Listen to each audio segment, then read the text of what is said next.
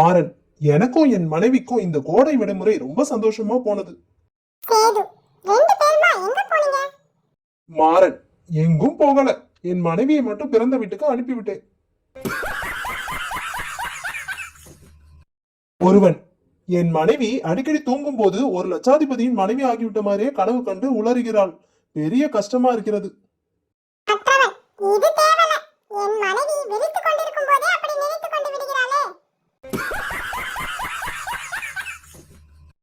மனைவி, நம்ம பொண்ணுக்கு வயது ஏறிக்கிட்டே போகுது, சீக்கிரம் கல்யாணம் பண்ண வேண்டாமா? கணவன், அழகா லட்சணமா ஒரு பையன் வர்ற வரைக்கும் அவ காத்துக்கிட்டு இருக்கட்டும். மனைவி, அது சரியா வராதுங்க. எங்க அப்பா என்ன இது மாதிரியா காத்துட்டு இருக்க சொன்னாரு? கோபு, நான் ஆபீஸ்ல நல்ல பெயர் எடுத்திருப்பதற்கு என் மனைவிதான் காரணம். பாபு, எப்படி?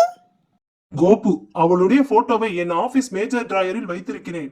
அதை ஒவ்வொரு தடவை பார்க்கும் போதும் வீட்டுக்கு போக கூடாது என்ற எண்ணம் வரும். அப்படியே நிறைய வேலை செய்து முடித்து விடுகிறேன்.